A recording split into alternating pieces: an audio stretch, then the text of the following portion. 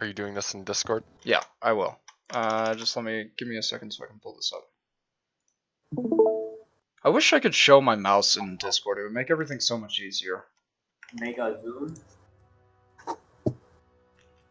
If you're using Zoom, we can see your mouse. Ooh, if I use Zoom? Oh, no, I'm tempted. And I think we just saw your mouse. For a second. Is it possible for you to like ping the ground? You could use that instead of the mouse? No, it doesn't show pings in replays because you're the only person. Hmm. Okay, so the first thing that I really wanted to talk about as far as this draft, I'm just going to skip forward because it's going to look really wonky inside the replay.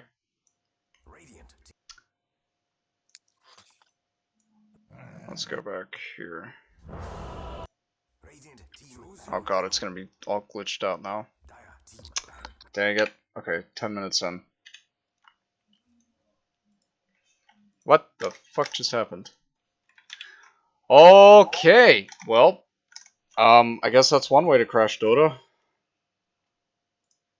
Hang on 1 second while I pull it back up.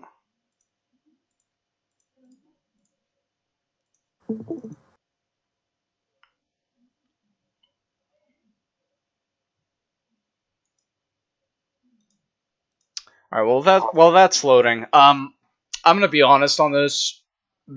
Most of kind of the drafting issues were probably me. Because I think we got really outdrafted in that first game. I really, like, even until that last pick, I just had no clue what their lanes were going to be or how to lane against it. I still don't know how to lane against it. Like, Bristleback and Coddle seems to be a kind of a flavor of the month thing that everyone's still trying to figure out how to lane against. And really, it can be put in any side lane. It's just so difficult to manage because it feels like no matter what they're up against, Bristleback just spams out quill sprays, and you just can't do anything against it. Like, did anyone else kind of get that feeling during the game, or? I think Legion did pretty good work in terms of like surviving there, but yeah, I can't think of any hero that would like be like, oh, all right, this is like the natural, like we should pick this into this lane. I think the lane is like it's impossible to thrive there. Yeah. You can like do okay, Silencer. but... No, see, the problem with Silencer is that it's like bad Bristlebacks, yes, they're just going to get dumpstered by Silencer. You can just orb walk him, you can use your Q on him, and it's going to last forever. But good ones just wait it off. They just back up as soon as you use your Q, wait it off, and then just go back in on you, and then you're a Silencer. What do you do? Right, but if the idea is that it's the combo just constantly spamming, then the Silencer buys time in the lane so that Bristleback can't be using the combo. Meaning that the carry is getting farmed as opposed to halts a little bit of aggression. It interrupts them. Did we pick Warlock? Did we pick Warlock yeah, Legion? One of the other big things that I was kind of confused about is I didn't understand, I guess, or think that Shadow Demon was going to be position 4. I wasn't really too psyched up about that. A, it didn't really fit Urgent's playstyle, and B, it's like it's not. I thought that was going to be a 5, and then we could have drafted something way better as a 4. But yeah, it just seemed really, really greedy. Like, we had a teamfight comp that was really, really dependent on, like, using all of our ultimates super efficiently during a teamfight, and it just didn't feel like that happened. It felt like they just ran at us, and then kind of, as the teamfight ultis whiffed, or as they didn't get used perfectly, we didn't get a whole lot out of them, and then they just kept running at us because they were stronger at that point. So really, I think it was just the support picks, to me, that felt really, really out of place. Everything else could have potentially worked, but it's just really hard to execute. I'm like, and against these kind of lineups, I have honestly no idea what to pick, because at that point, it's just become an issue of, okay, these guys obviously have a game plan in mind. They've got a run at you draft where they're just going to constantly aggress you. And I'm not used to playing against that, honestly. I play in I'm a fucking pubber. I play in super disorganized pubs, and you try to take advantage of that. Normally, you don't have these 5-man death ball lineups that you have to deal with, especially when they do super well in the lanes. So, part of that is me saying, look, if you're going to be playing 5-man Dota instead of pubs, like, this is the kind of stuff that you really have to prepare for and practice against. And I'm not going to be the best one to really help you with that, unfortunately. Because it's just not something I come up with. Part of what I was thinking about was like, I think I even mentioned it. We ended up going with the Queen of Pain, but like Invoker would have felt so good here, in my opinion, like Quaswex. And so maybe that comes down to like, okay, Adam needs to expand his hero pool a little bit or start practicing, because Quaswex is not as hard as Quasexort Invoker. I promise you. And it should be something that you have kind of in your in your little backup of heroes that you play, because Invoker's just going to be one of those that always skirts the meta, no matter what. He always has been, and he always really will be. But that was one of the things that I was thinking of that maybe we could have changed besides the Warlock Shadow Demon picks. But yeah, the whole draft really just kind of felt really messy. Like, it had to be executed in a certain way, otherwise it was just not going to work out, and it really didn't. So that much was on me, at least, for sure. Anyways, what wasn't on me, let's get into that a little bit. So I want to talk about, let's see, polling.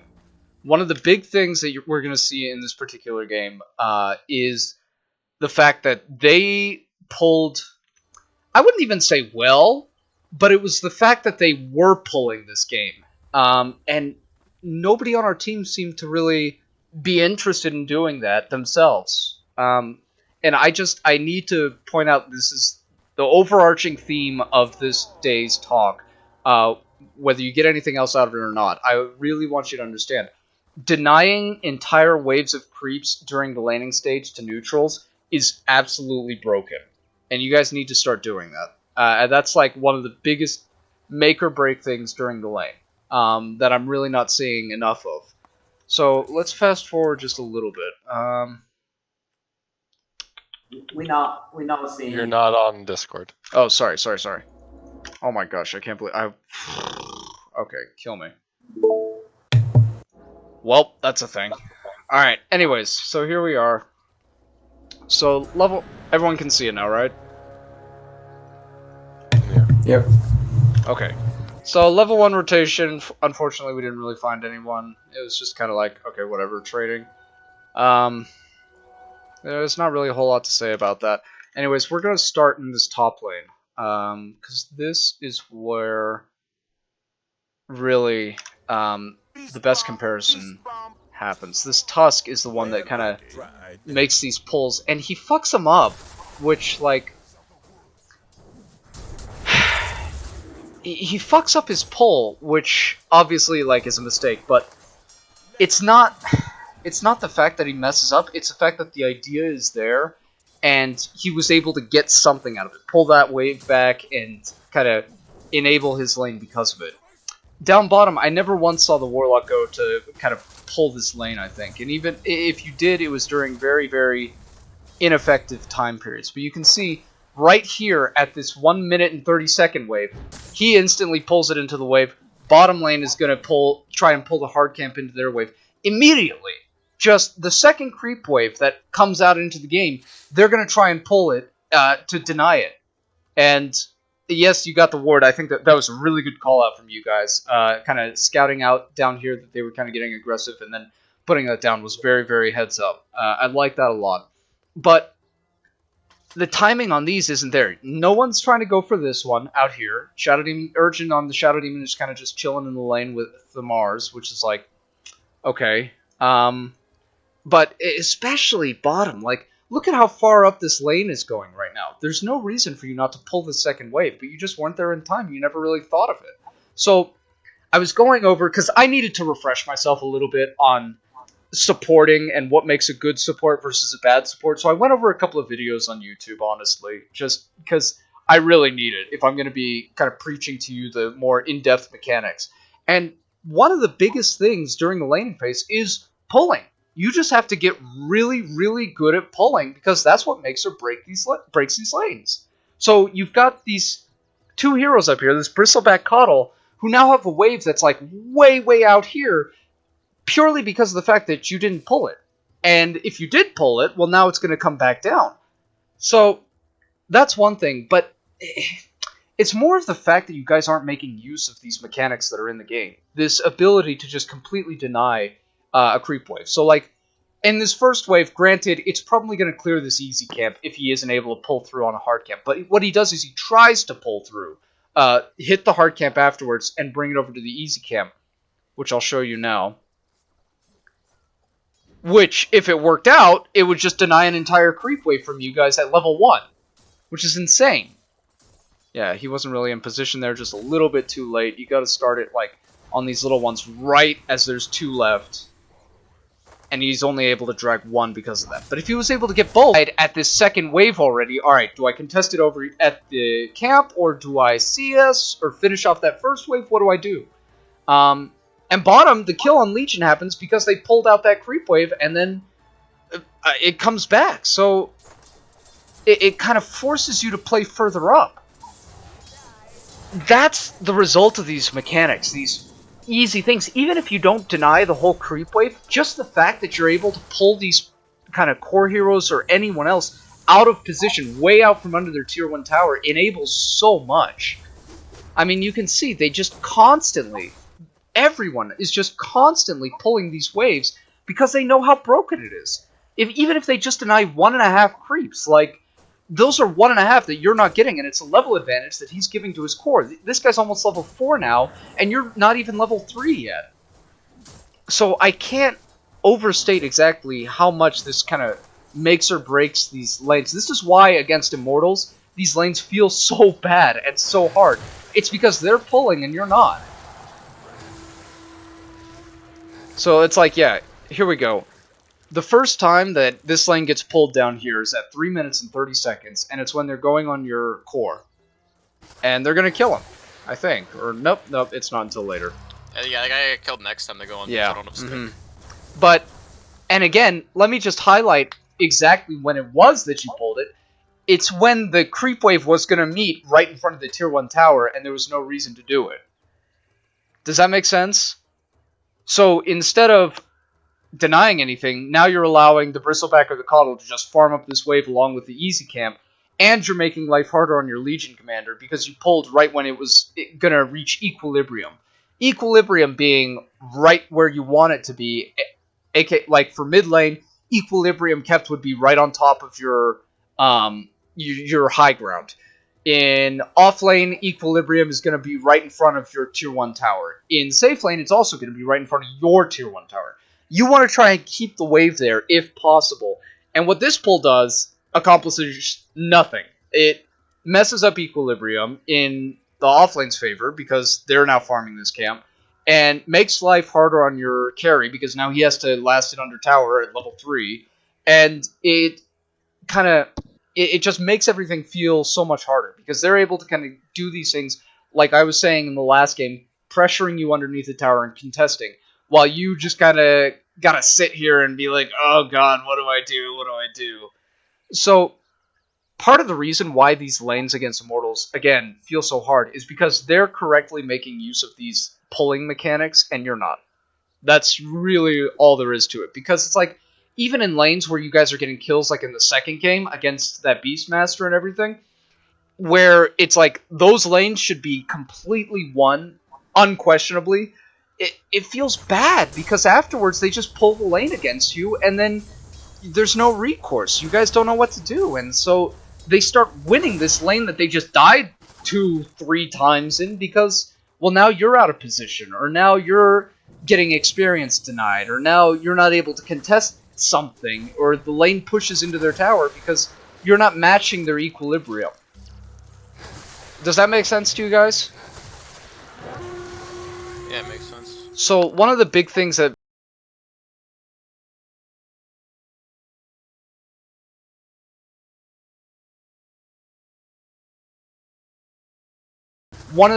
the carry in particular needs to remember is to always cut... Oh, can you guys see those pings? Oh my gosh, it's letting me ping. Can you guys see these pings? Yeah, we can tell. Okay, one of the things that the carry needs to do is cut these trees right over here at the beginning of any game, just so that the support can always have that option to pull down if he can. Otherwise, the support needs to go straight for this easy camp, pull that second camp, and then hit the hard camp and pull it over before the easy camp dies. And that's going to take a lot of practice for you guys, honestly, because creep pulling is something even I don't have down.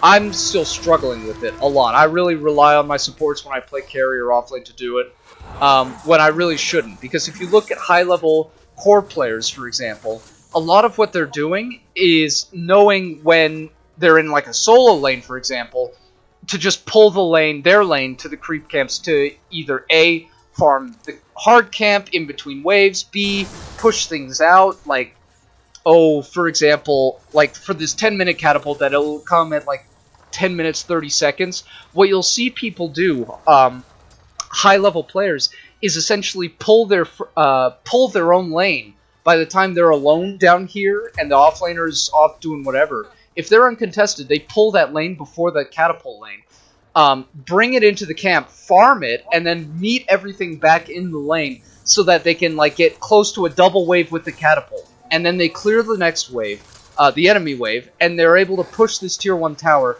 super efficiently with like a wave and a half and the tier 1 tower. It just maximizes the amount of damage that you get on that tier 1 tower at 10 minutes into the game. So, yeah, alright.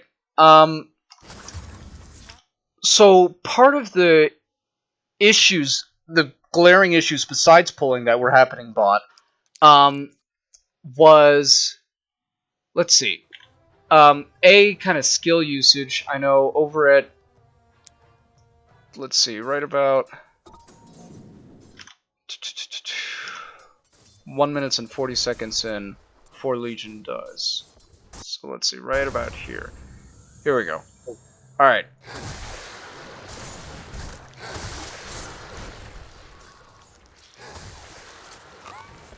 So you mangoed, but then what did you forget to do? Heal the Legion. Heal the Legion, or use it offensively, either one. You get the Bristleback in the end anyways, but really, oh man, there were so many things that could have gone better here. First one being, what do you notice that the Legion doesn't have on him right now? Can anyone tell me? Probably the second skill. No, because you're level 1. I'm not really going to blame you for being under-leveled here in this particular lane. But what didn't you do that could have made a difference? Hit the press back. You know what? I mean, hit the Oh, I didn't need a tango. No, there we go. That's what I was looking for. So this entire time, right here, when you're about 200 HP down, not once did you think, while I'm trading with this guy, maybe I should eat a tango. And that's something that I see everyone struggling with, from Lincoln to Zach to Mark and Brandon, like everyone. Everyone struggles with this using regen efficiently. And really, what you should be looking for in these super aggressive lanes, like a Bristleback Caudal, is if you're even like 100 HP down, that's when I start using a tango. If I don't have like a shitload of magic stick charges to use and abuse, I'm eating a tango as soon as there's like 100 HP down and they're still contesting the lane. Because if you eat a tango right here, I'm like pretty sure that you're actually gonna live with all that extra regen and everything.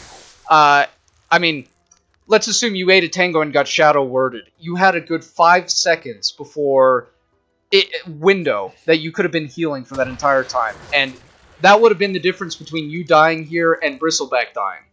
And that would have given you level 2 when they were level 2. It would have given you a gold advantage. You would have been able to salve up afterwards, and you would have had full mana. Like, this lane would look completely different if everyone correctly used their skills and kind of optimized their regen.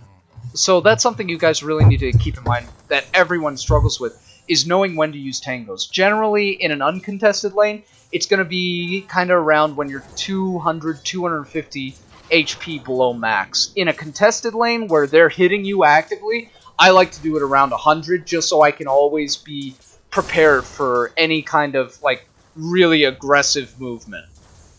So does that make sense?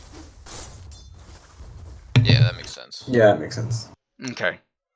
So, yeah, that was really one of the biggest things that I'm seeing in these side lanes. It's the execution of it, the mechanics that aren't all there. It's people not skilling correctly, or not using their wands, or not using their regen at the right times, not pressing their buttons, not pulling, etc. And these are all easy things to fix that'll make you much, much better side laners in general. Is understanding these mechanics, when to use things, how to use things, and everything about the lane, not just ignoring entire mechanics like jungles, right, when you're in the laning phase. So that's going to be really my biggest qualm with this whole thing. Besides, like, small things like, again, it's like, I barely ever see you use a tango, and it's like you're super low. And so that's something I want to see you change, 100%, is if you're getting gone on constantly, or if you're, like, low HP, just, as soon as that aggression starts, it should be habit. Like, right here. As soon as this bristle starts walking at you, I'd be like, okay, right now, eat a tango. Boom. The second thing I really didn't like was the maxing of the overwhelming odds. Because, I feel like versus the Coddle, you really need your purge up as much as you can. You want to be able to purge that blinding light, especially because he's probably going to be maxing that along with chakra magic. B, it's like you want to be able to just face tank this bristleback, and it's like the hero doesn't really feel as good in this particular lane to me if you're not able to, like, constantly sustain yourself and outlast this low mana pool that Bristleback has, and constantly purge yourself. So personally, I would have looked to even do like the Mimi kind of 044 build versus these guys. But that's something that you really got to consider, because like, I just didn't see overwhelming odds doing a whole lot. But that's just another little thing. Really, just reconsidering the skill builds. Like, yes, there's a time and place for maxing overwhelming odds. We've seen it before. We've had coaching sessions where I told you this is a situation where you should do it. When it's like against something like an Ursa, for example, where you don't want to just trade right clicks with him. You want to kind of burst him and skirt in and out so that he can't just build up stacks against you. That's a situation where I'd say, okay, absolutely, go for overwhelming odds. But again, it's going to change every single game that you play, and that's something that you have to reconsider. Is like, okay, yeah, Dav told me in certain situations go overwhelming odds, but is this really a situation that warrants it when they've got two abilities that really need to get purged off all the time, that are spammable abilities, and I need to sustain myself more in lane? Yeah, that's something you gotta really think about. Anyways, that's pretty much all I'm gonna bitch at you at bottom for. Let's move on to, like, top and mid. What is happening top? Are you okay? Okay. Top, I didn't really have a whole lot to say. There were... Obviously, there's, like, the pulling that I feel is an issue for everyone.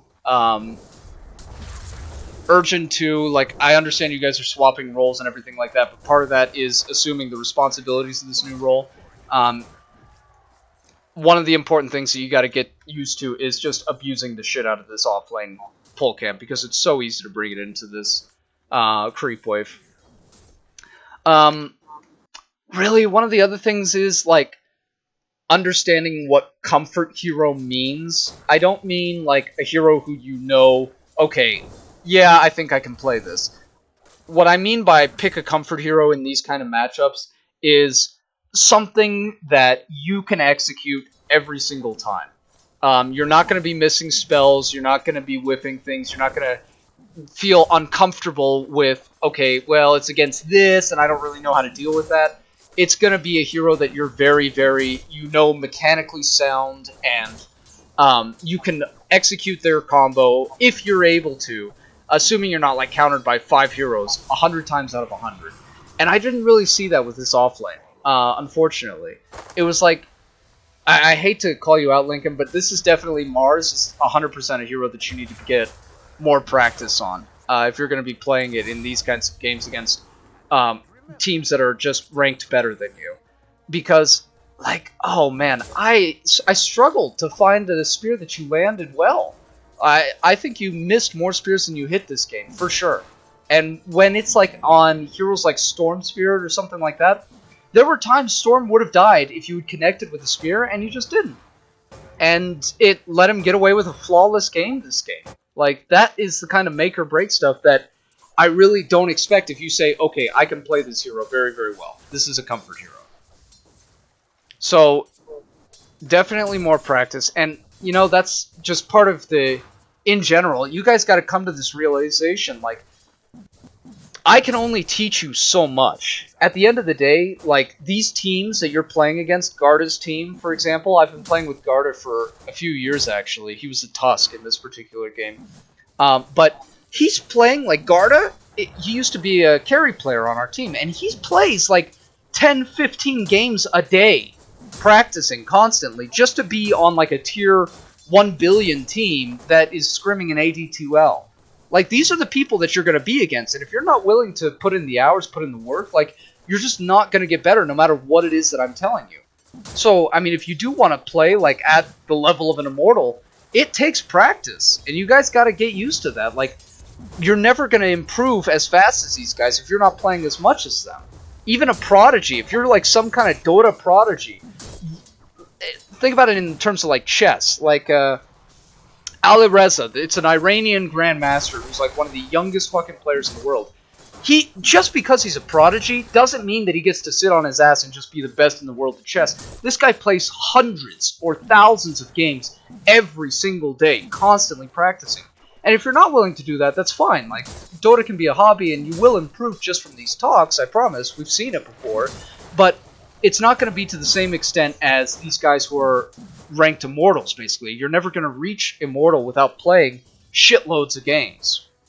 So that's part of the other thing. It's like, you might feel comfortable on a hero now, but all of that changes if you're going up against better players, because they know how to exploit you. And if you're not in that stage of mind where it's like, okay, I know how to deal with this, they'll just exploit you 100 days out of 100.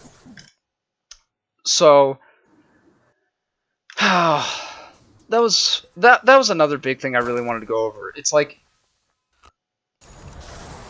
there is no amount of me talking to you that's going to just replace good old-fashioned experience. So it's like, right here was another big one. It's like, you just mistime the spear and it forces the Quap to use Sonic Wave to secure this kill. Yes, again, you get the kill, so it's like, it's not that it really matters, but the effect of that is now Quap doesn't have a Sonic Wave for any kind of ganks or anything for the next 2 minutes. All because you missed a spear. That, for no reason, should have happened. Another thing, like, again, Lincoln, this is another thing you and Brandon and everyone else suffers with, is just sitting on half HP and not using your regen that you have in your inventory. Like, there is absolutely no reason for that. I mean, I counted out almost 35 seconds where you're at half HP that you could have been regenning up to full with, and this happens. You just instantly die because of it. Now, had you not been half HP or down to 600, in this particular situation here, you would have had an extra about 300 HP to work with after that huge burst that comes from the Nature's Prophet ulti. Yes, it does a ridiculously retarded amount of damage, and I have no idea why, but had you had an extra 300 HP, it would have given you time to spear the Tusk, cut a tree, run in the opposite direction of the Nature's Prophet, and I'm pretty sure you might have even lived there. But because you didn't use the regen, you just die there and feed off a kill in a lane that you were doing really, really well in. So, I mean, these are the kind of things, like, these players aren't going to be doing that you're doing, which is misusing your regen, and the result of that is very, very big. It gives up kills where you shouldn't be giving up kills. Anyways, let's move on to mid. Although it's like, this particular matchup was so stupid. This Storm Spirit played terribly, and it's like, I don't even understand. So unfortunately, I don't really have a whole lot to say, besides like some like really tiny issues.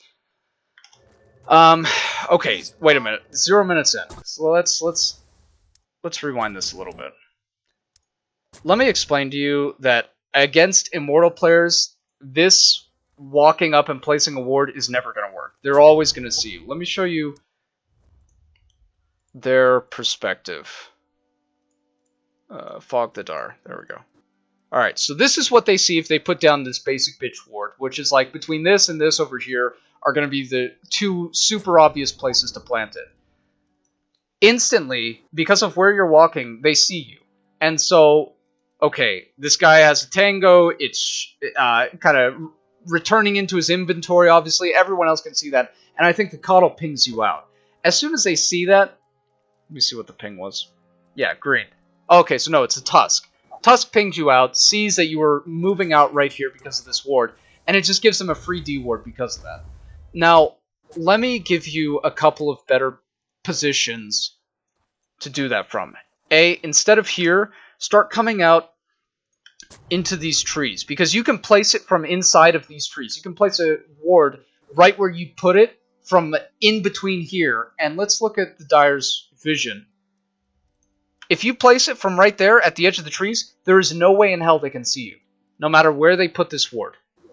And so that is the safest place. Is right here is where you want to place it from if you're going for this one. Otherwise, if you're trying to go for like this ward, I would say wrap all the way around and place it from back here. Because that way, even if they have a ward right here, they're not going to see you. The only reason why they dewarded you right here in particular, and they were able to test it, was because you walked all the way up and just didn't respect their line of vision whatsoever. So that's one thing that is just super easy to fix, but that's the reason why they were able to scout your ward so quickly. Now, the only other small thing that I really wanted to talk about was prioritizing the range creeps. About like a minute or so in. This Quap versus Storm matchup really is not the easiest. He has a really pretty good base attack and damage that can contest your lane. But like, just you got the early one, but later on, I just saw a couple of instances where it's like you were almost pretending like the range creep just didn't exist for either side. So let's see, like right around, I think it's this wave. Yes, Storm pulls it down, and now they're attacking. Did you see it right there? So like, let's go nice and slow. This will be for Adam later on when he watches this replay. But like right here, as soon as this happens, he got 2 auto attacks off and you were just watching all of this.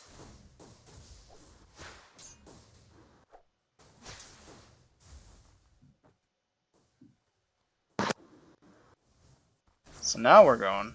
And again, like there's no way this should ever happen. You should at least have like what's his attack rate? 1.24 seconds between each attack. Like, that's more than enough time to see this creep, understand that it's low, and just give it a right click. So, there's no real excuse for this. It's just silly.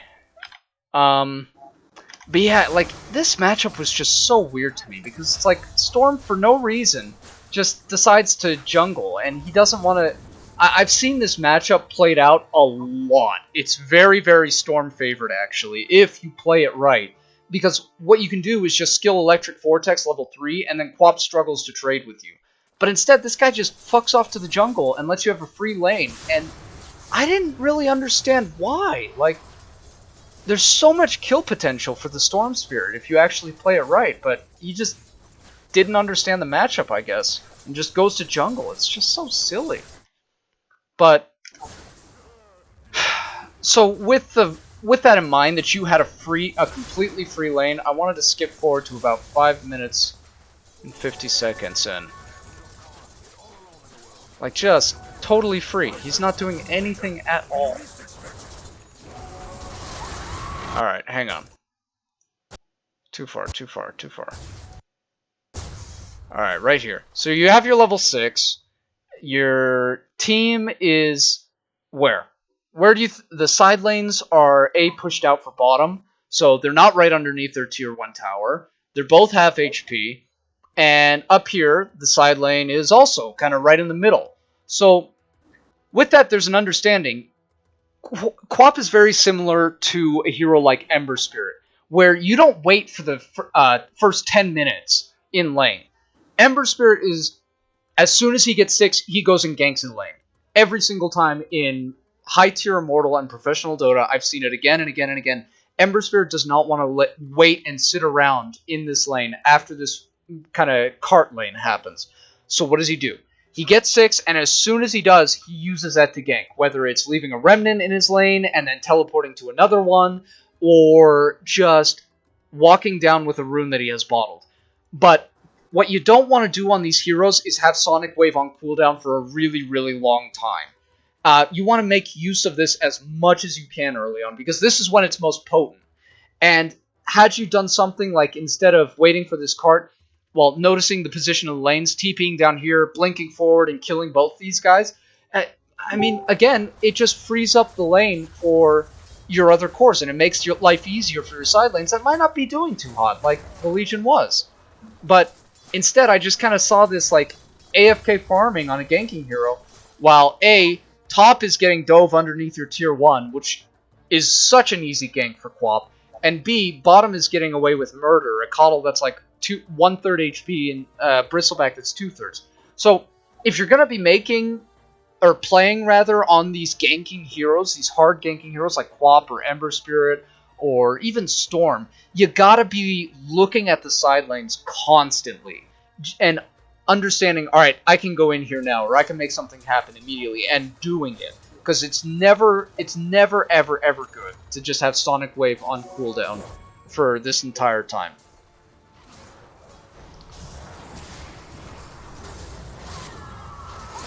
And yeah, that feels so bad. You could have gotten that kill with the spear, and then everything would have been dandy. You could have TP'd down here, could have had Sonic Wave, could have killed these two. Like, so much could have happened differently had he still had Sonic Wave and just gone bottom immediately afterwards. But, I mean, these are just things that you got to look back and say, alright, well, I'm going to understand what happened, what went wrong, and I'm going to fix that now.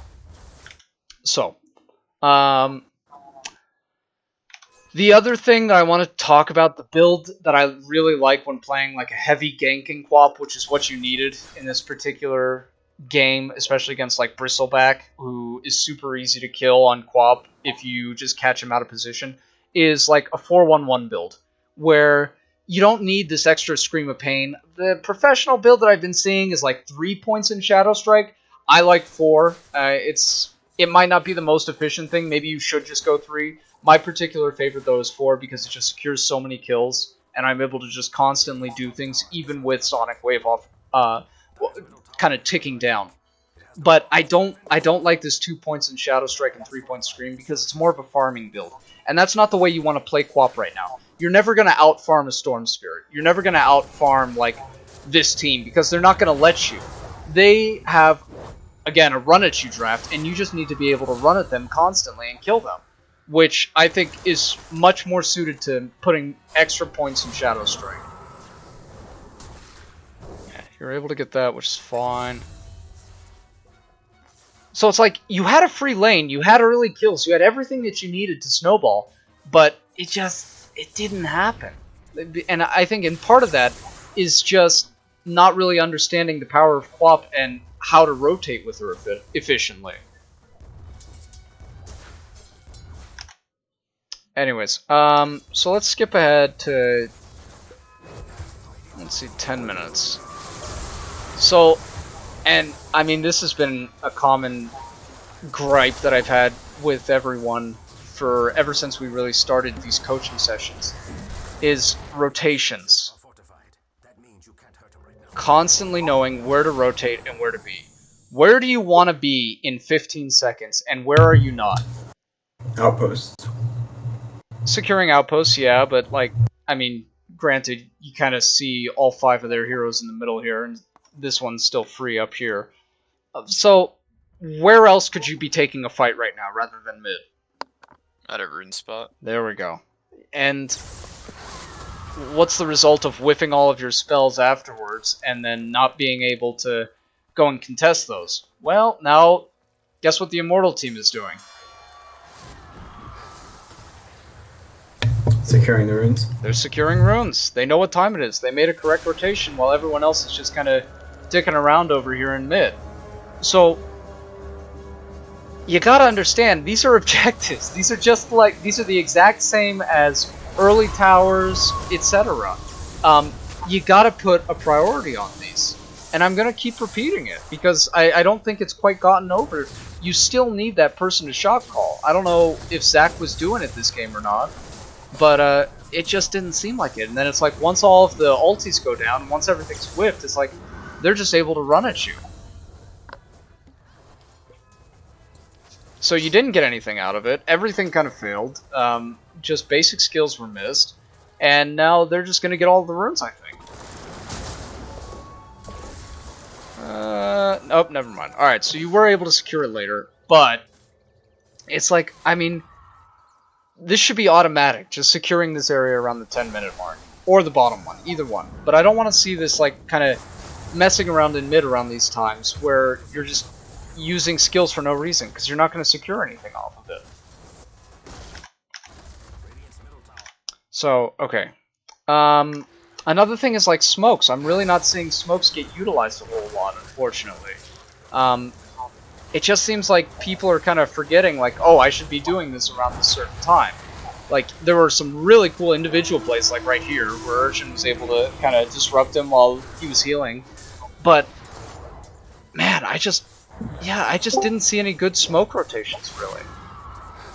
And that should be something else that you're thinking of, especially if you have these team fight comps, where it's like, okay, we need a way of getting in position, catching them by surprise, and landing spells. How do we do that? Well, the easiest way early game, before you get blinks or things like that, is smokes.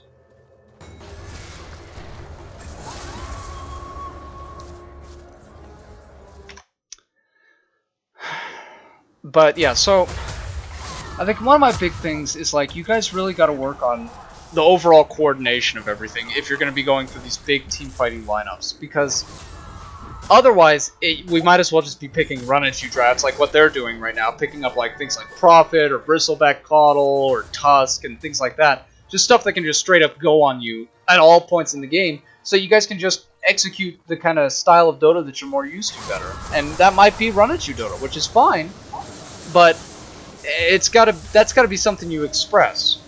Because what we can't have is just everyone playing run at you when you're whiffing all of your important spells and not executing team fights. That's kind of was my biggest gripe, really. Anyways, that's really all I wanted to go over in this particular game. It never really felt like everyone found their footing. There was just...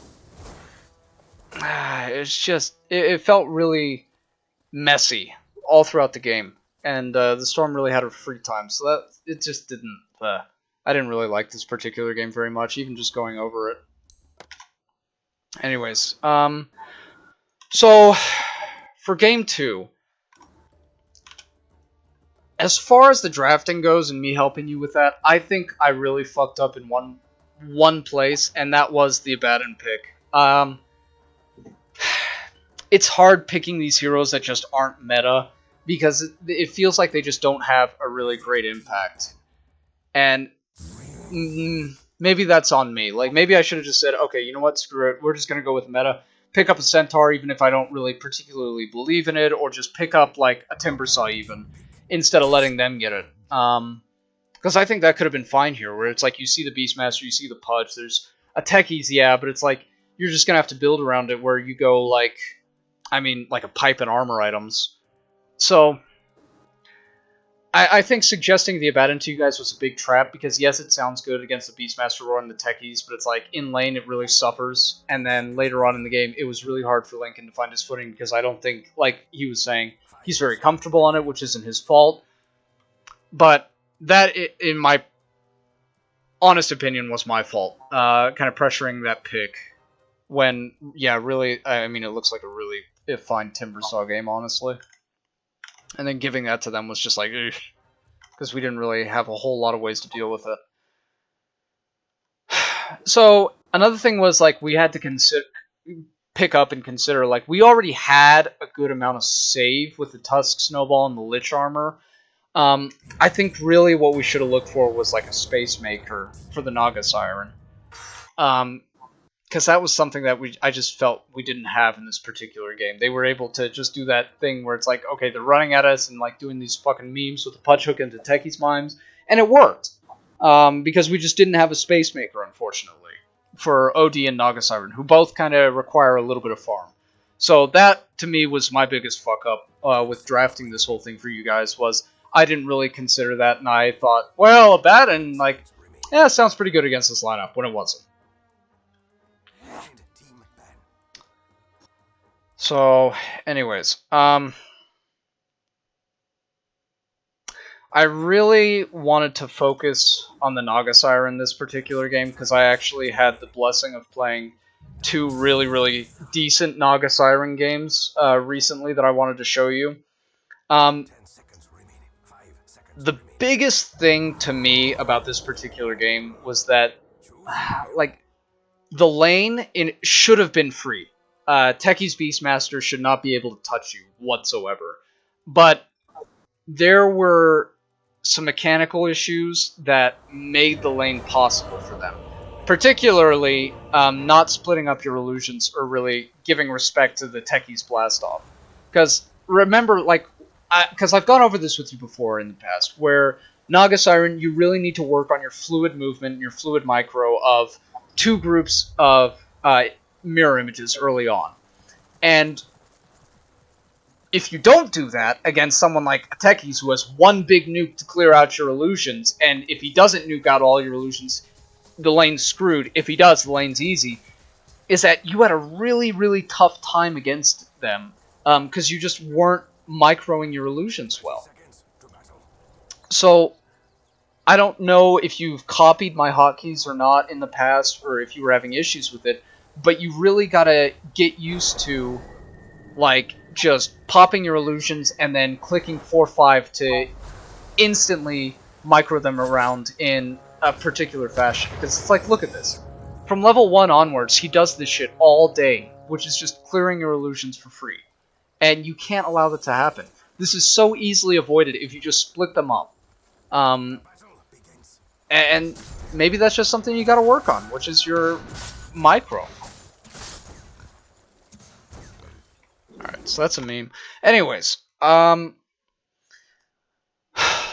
top lane. These guys are complete clowns. And you got 2 early kills on them, which, to me, basically says... Oh god, who's this?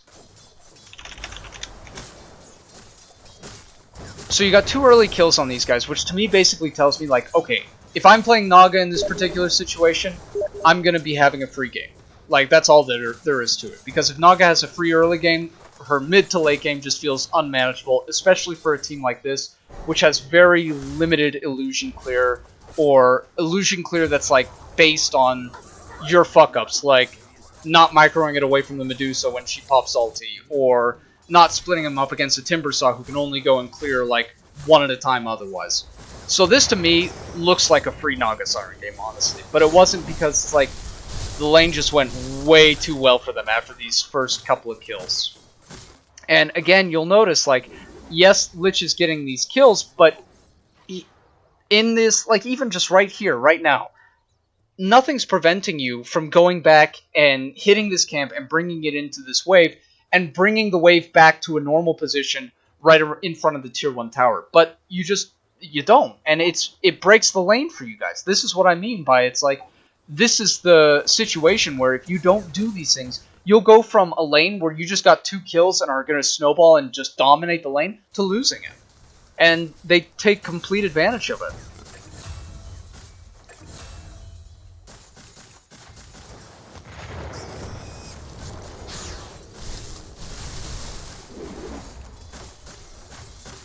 Let's see. So now, because you didn't pull, by the time that you get underneath here, this tier 1 tower, he's now level 3 instead of, I don't know, level 2, level 1, and is able to get axes off on you, which do more damage. The Pudge rotates up here, the Techies is now level 3, he's going to have a level 2 blast off. All of this is happening just because you didn't pull that wave when you should have. So, I mean, granted, most of this is just the Pudge coming up top and getting a hook on you, but everything past that, like anything that snowballs because of that, is because you're not pulling the lane at all. And so now, look at this. The wave comes all the way out to here. Naga's gonna die too, just because, like, again, the lane is in a bad position. Because it's not up here, next to this tier 1 tower, Naga has to come all the way out, gets hooked by Pudge, and then it dies. And this is such a winning lane for you guys. But, again, you're losing it now because you're not pulling and you're not respecting the free equilibrium. So now these guys get away with murder in a lane that is absolutely terrible against the Naga Siren, where, you know, 1v2, you should be able to win this as a Naga Siren. You're losing it now.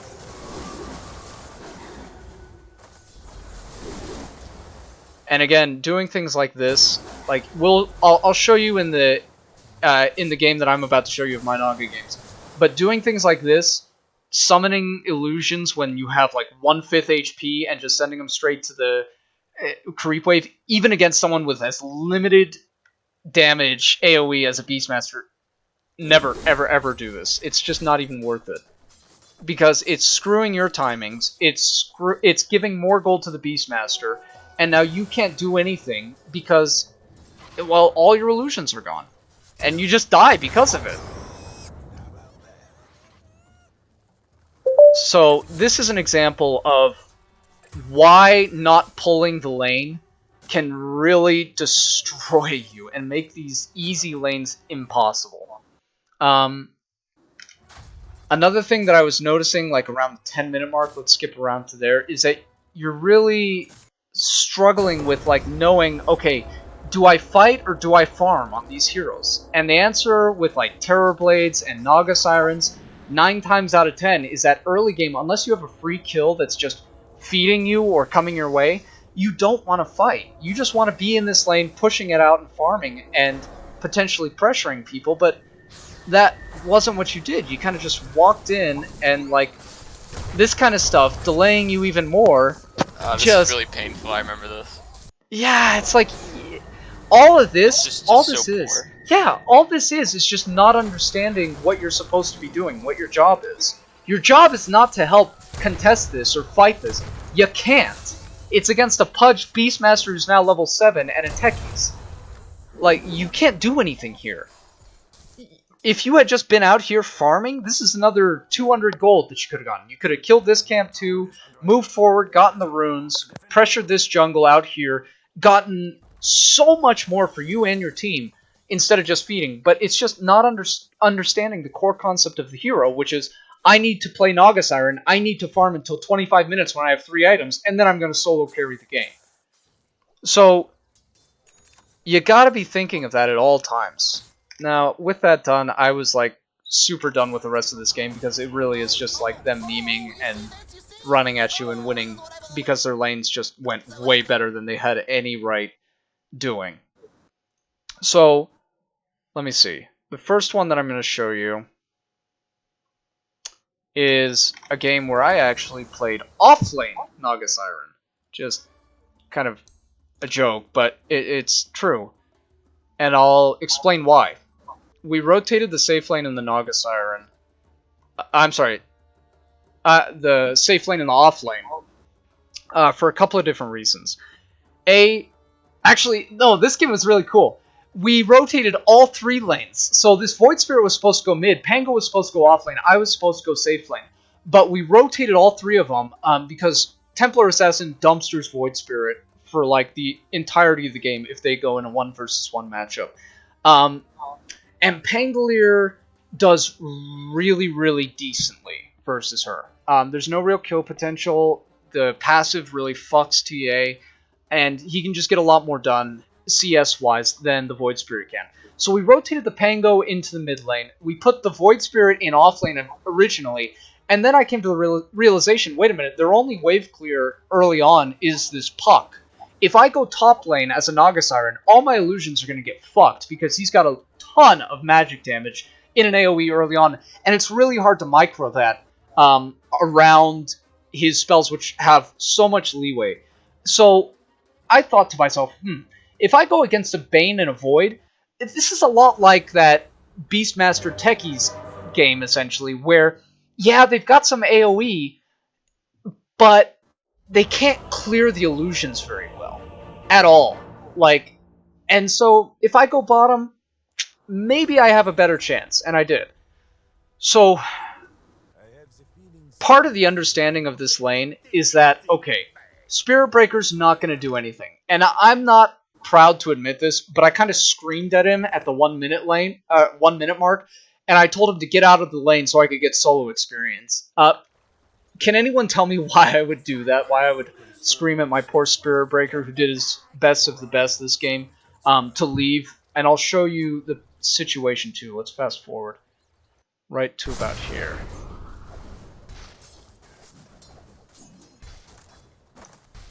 Okay, so we fucked up their equilibrium. Their creep wave's doubling up and pushing into the tower. Now, can anybody tell me why I would tell this Spirit Breaker just to fuck off?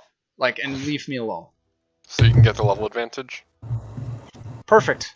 Not a whole lot else needs to be said. I knew instantly that, okay, they don't have any kind of wave clear at all. If I can get to level 3, this lane is over for them. I'm just going to run away with it, and I'm going to be able to take advantage of them completely. And it works. Now, I want to go over early game timings for Naga Siren. So, I already told you this before, I think, around the 0 minute mark. At negative 26-ish is when you're going to summon your first illusions, right?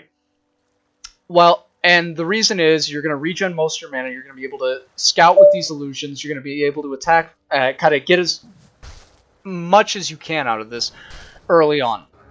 Now, I'm going to explain to you the next two summons and why you're using them, and why it's going to be the exact same every single game that you play. So, let's see. The first time that I summon, I'm going to be using it to contest the bounty rooms. The second time that I summon my illusions, it's going to be used to secure the first and second waves. And we're going to come up here. So I summon it right as the wave meets, and I'm going to be using it to deny as much as I can, to prevent him from CSing, pressure it under the tower.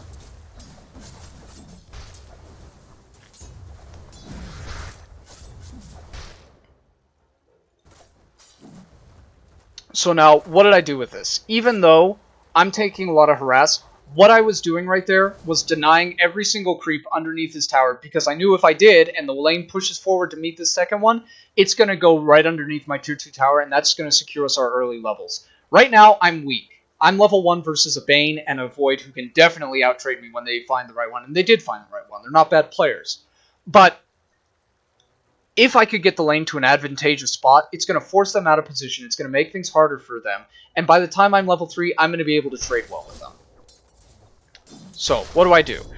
I denied as much as I can, I forced everything back, I'm pulling the lane, trying to take as little damage as I can.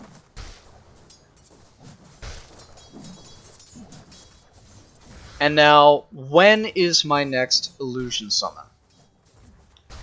I'm not doing it right away. Brandon, can you tell me when I think I told you this in the past. It should be level 2, right? As soon as you get the passive. Exactly. So I get level 2. And immediately after that, well, actually not immediately, but I use it to contest this right here. So because I saved it for level 2 and all these guys have the passive, I was able to kind of get lucky, nuke down that big creep. I got the CS for that. And now I'm able to make use of these illusions at a time when I'm stronger and pressure them. So instantly that's what I'm going to do. And the entire time all this is happening, I'm focusing on every single range creep. I got that one, I got the one over at the hard camp, I got all the ones before that. Every single range creep is getting focused on.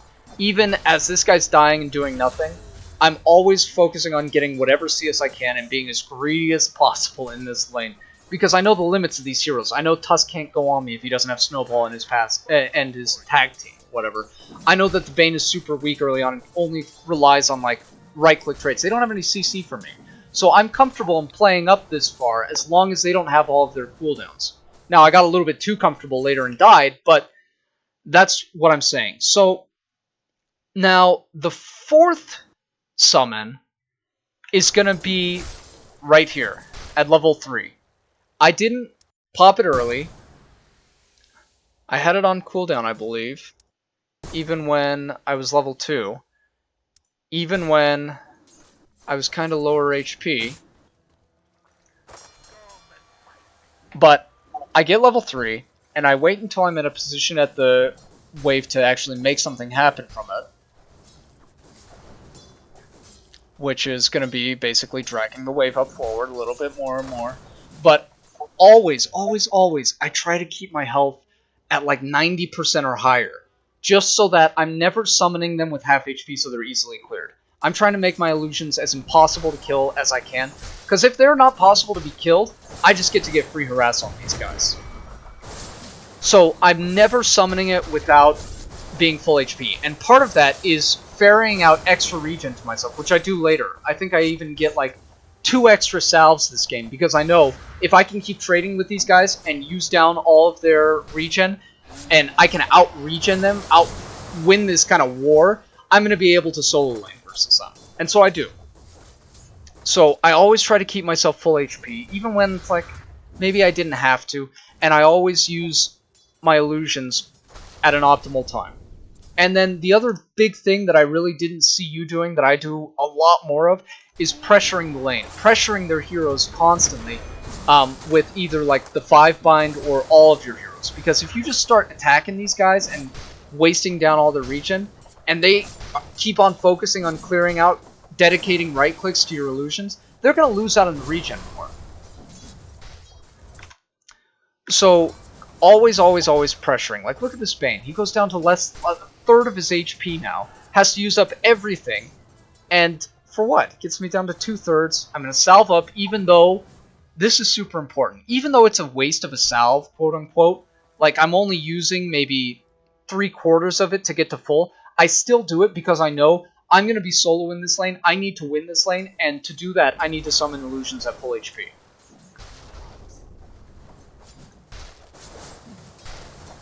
And now they can't trade with me at all. I've got 2 Wraith Bands, my illusions do a ton of damage, and I'm just going to take over this lane completely. They've got to just back off 2v1, basically. This is how you win a lane versus easy lanes as Naga Siren. Like, the Beastmaster is a great one, for example. How you win against Beastmaster is constantly spamming your mirror image when it's opportune to, and making sure that you're full HP so you can always pressure him out of the lane. How he wins it is if he's able to either kill you or dominate the lane one way or another. And honestly, that should never happen. So I think, was it right here that I die? No. They have to dedicate the Tusk. So yeah, I ferried out 2 extra salves to myself at 5 minutes into the game, because I knew this is my condition in lane. If I can out-regen them, I'm going to win this lane. If I can't, I'm going to lose it.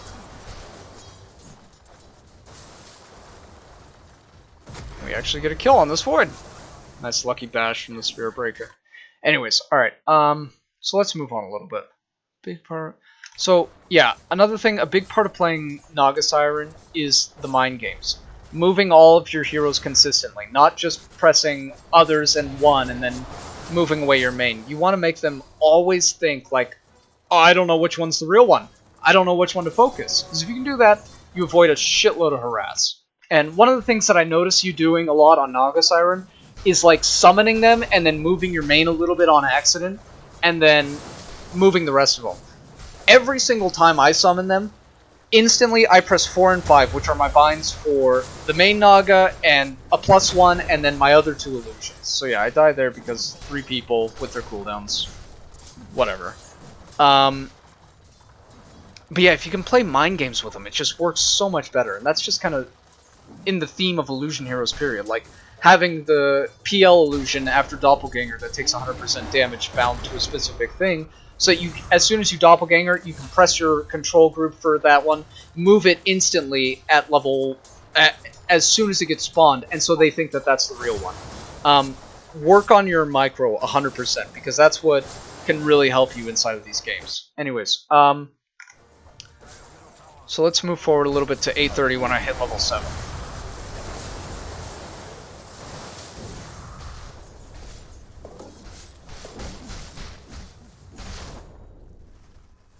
So again, waiting until I hit a power spike. Even though it was on cooldown, I waited until I was 7 because I was right there. And then as soon as I hit 7, I constantly spam the button just to have it off cooldown at all times. There never wants to be a point, really, where I'm like sitting with it. I always want to be using it to pressure this guy out of the lane first and foremost. And I always want to be using it to farm as efficiently as possible. What do I mean by efficiently as possible? Let's go to 11 minutes in.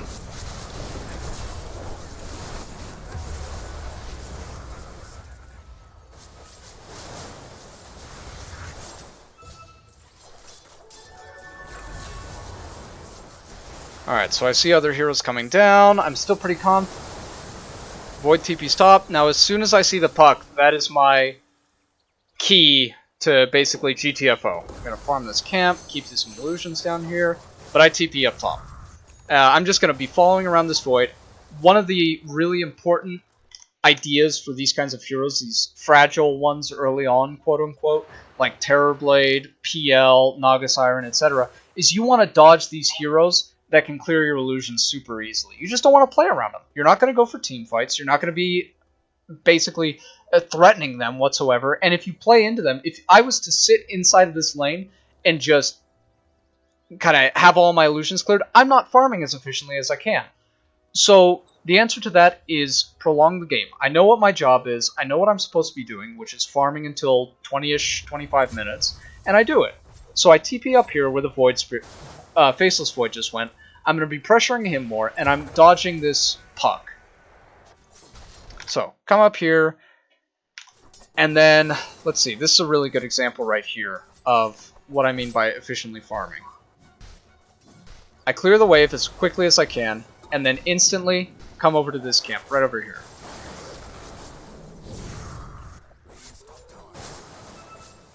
Farm a camp, and then move back into the lane. Right here. 12 minutes, it's going to be spawning another camp, so as soon as I clear this, I'm going to be heading right back to it.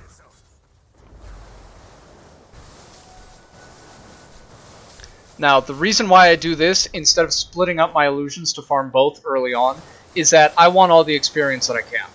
I need to get to level 12, because that's really... Level 10 is a good one, but level 12 is really my biggest power spike. Again, dodging the heroes that can clear your illusions.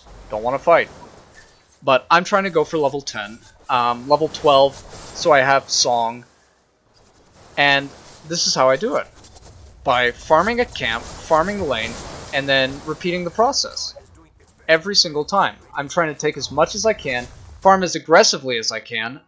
In an optimal world, like where I had a free lane as a carry, I'd want to be farming like this, over here. And then sending illusions in between to drag it over to here. This is the optimal farming pattern for an Augusar.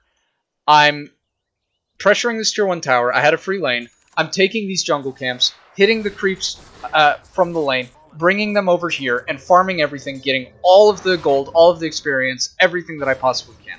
A lot of lower level Naga Sirens will be content to just jungle.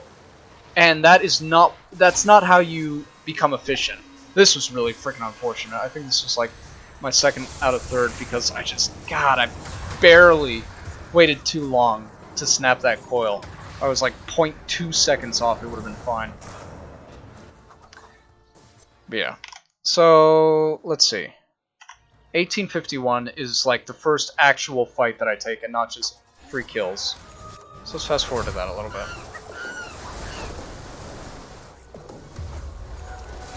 16. So now you'll see after I hit my power spike of 12, that's when I'm starting to send illusions into other lanes and clear jungle camps in between. Because now I feel comfortable that, okay, I don't really need a whole lot more experience, so I'm going to prioritize farming up my items, getting as much gold as I possibly can. So, 2 taking jungle camps, 2 taking a creep wave. This is peak efficiency Naga, basically. So, 18 minutes in, I'm going to be taking a team fight soon. So, 18 minutes in, I hit my Diffusal Blade, and right now, this is when I go for and do stuff. Get a free kill on him. Pressure this one. So while this isn't peak farming efficiency, this is the aggressive I want to do stuff build. Going Diffusal first instead of Manta style. And then after I feel like I'm in a little bit too much trouble, Song, TP out, go right back to farming. In this particular case, if I really wanted to be efficient, I probably could have TP'd to like a tier 2 or something like that. But, I mean, you get what you get. So then I come out, same exact thing, 2 Naga illusions over the camps, 2 that are going right into the lane. Now, because I went this particular build of Yasha Diffusal, I'm able to do this. So I know that I'm hitting a timing where I'm very, very strong, and I'm able to pressure it. That's the only reason why I'm fighting right now, is because I know that I just hit a timing that's very strong, and I'm stronger than the opponents. That's why I'm able to pressure all this. If I had a really bad game, and I didn't have 1600 last hits at 19 minutes in, I would not be doing this. I would just be farming, getting this free lane down here, farming all the jungle camps in between. Let's see, 20 minutes in, super aggressive way of farming efficiently. Sending the illusions down to this 30-second timing, clearing a wave, going for camps in between. Just, this is your basic Naga farming pattern, and this is what you want to be doing for like 25 minutes, most games. Does that make sense? I'm always using one illusion with my main. I never, ever, ever micro my mains alone, unless like it's some kind of extenuating circumstance. And then I'm using the other 2 illusions to farm a lane almost always. Because this is all safe farm right now. All this is super safe for me. I can be here and it's no issue whatsoever. Lanes, however, are where you kind of run into issues of, alright, well, things start getting dicey. Because they do have a Void, they have a Tusk, they have a Bane, like all these heroes that can really fuck up my day if they figure out which one's the real one. So to combat that, you play super duper safe on the main. Basically, that's all there is to it. And I know I have a Manta style and a Diffusal at 20 minutes into the game. They barely have 1 item on them. So, this is where you think, okay, I'm super far ahead, now I'm going to pressure. And that's all there is to it. This is how you play a free Naga Siren game. Because this game was completely free for a Naga Siren. Just like the Beastmaster game. So I'm going to show you one more before we chill off of it. And then I'll take a couple of questions or anything. This is another just completely free Naga Siren game that I have. They didn't even have any wave clear, I think. I didn't play this one nearly as well, though, so we're only going to look at the beginning early phase. Only the parts you played well. Pretty much, yeah. Because I feel like later on I just kind of threw my body at them over and over again sensually, and it just didn't really work out until we finally found our footing and ended the game. So we did win this in the end, but I think the early game was played much better for me than later on. So Cello actually dodges me on the Beastmaster because he knows how bad this matchup is and how he's just not going to get anything out of it whatsoever. This is what happens when you can prove yourself as a Naga Siren, essentially, against these players. And this guy's like a rank 3,000 or 4,000? 4,000 now, he's dropped a bit. But he's not a bad player. He played in... Actually, on a team with Garda, I believe, one of the Tusk that you guys just played against not too long ago. He's not a bad player by any means. He's bad compared to other Immortals, but like, he knows his matchups and what to do, and he just understands that this is completely impossible up here. What he doesn't understand is that they just gave me an equally impossible lane for them to lane.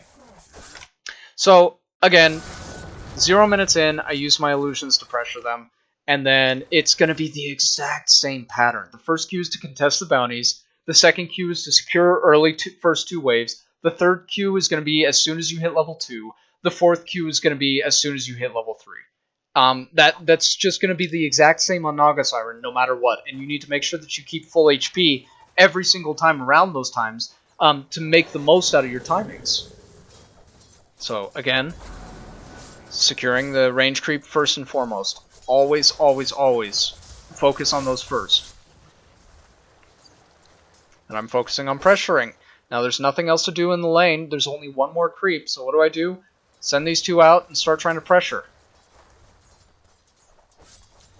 Another really important thing to do with these is as they're dying, as they're about to expire, you really got to make use of them as much as you can, which is just basically what it means is just suicide them into the enemy. Get whatever right clicks you possibly can off on them. Level 2, skill that, boom. Same exact pattern. The same exact pattern. If you're up right next to a wave, you get as soon as you get level 2, you use it. You don't use it before, you don't use it after, you use it immediately. Look what my support's doing. Wave pushes up because it's a Naga Siren and this is how you play. Support goes and pulls the lane. Every single time. He knows I'm going to be fine. He goes and makes use of this broken mechanic. Denies 3 creeps out of 4, which is perfect. Nope, never mind. I lied. He lost vision. But the thought is there.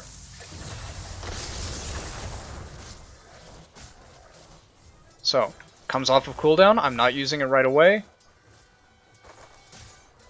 Waiting until I hit level 3. Pulling these away because I don't want to take any more harass than I need to. Still don't use it, even though I'm pressured.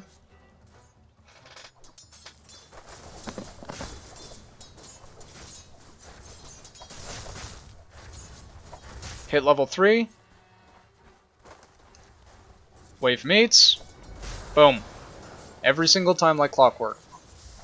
And now because I'm not making it obvious which one is which, Lion is forced to kind of use his spells essentially at random.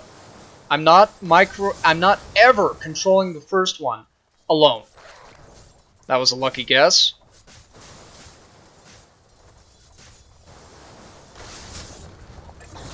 Actually, the 3 illusions moved as one while yours lagged behind. Where? If you go back and look after you meet, the 3 are in a line, and the main is behind them. Yeah, it's...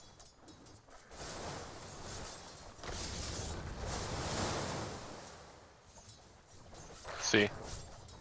It's separated. That's more of a pathing issue than me messing it up, because I'm moving them all at the exact same time. I've been pressing 4 or 3.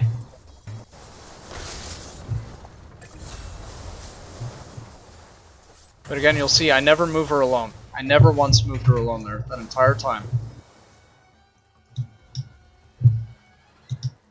It's always my 4 up here, my 5 down here.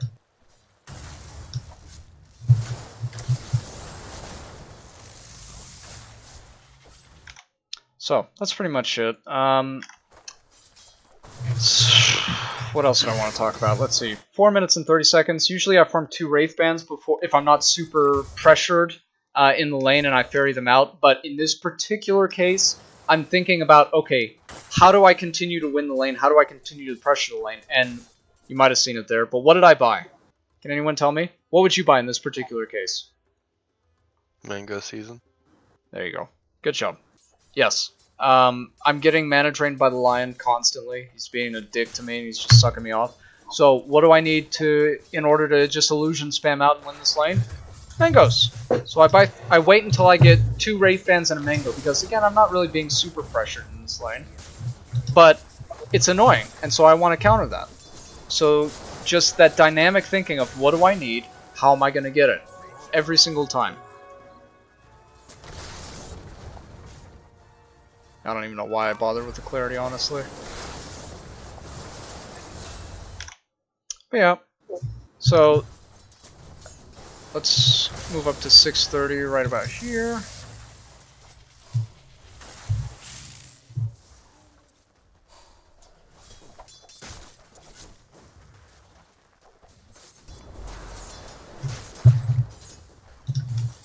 Part of the way I micro these illusions just makes it impossible for the Lion to know which one's which. And this is part of the kind of... Oh, I even fucked up there, actually. Huh. Interesting. But that's pretty much what you want to go for, though. You got in his head so much. He I thought know, that I know, the one you right? left behind was The one I left behind was the real one. Mind games! No, that's pretty much it, though. He's just trying to clear the illusions.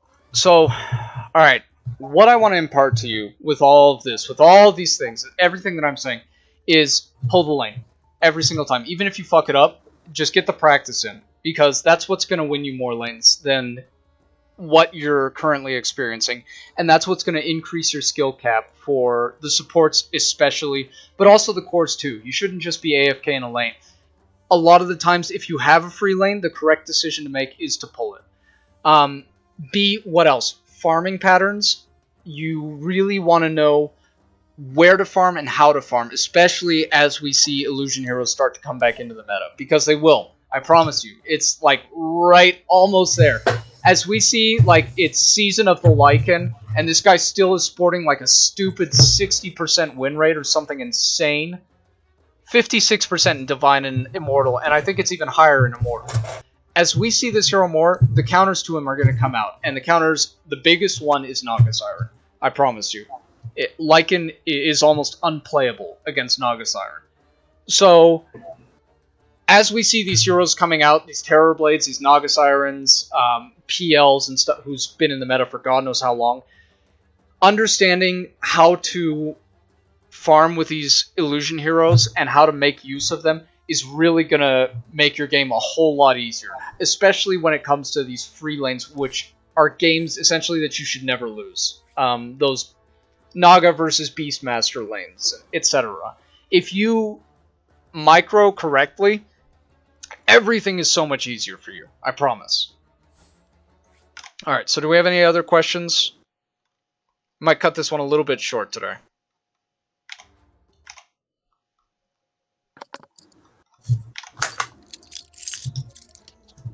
So with the laning talk, we've talked about creep acquisition, tower acquisition, how to pressure the lane, how to pull the lane, how to harass people, when to harass people. Is there anything else anyone's curious about or thinks that I might not have gone over?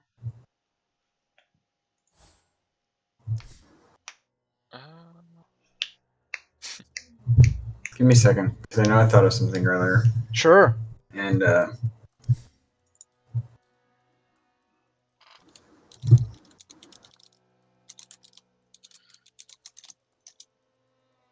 My bad, I'm pulling a sec.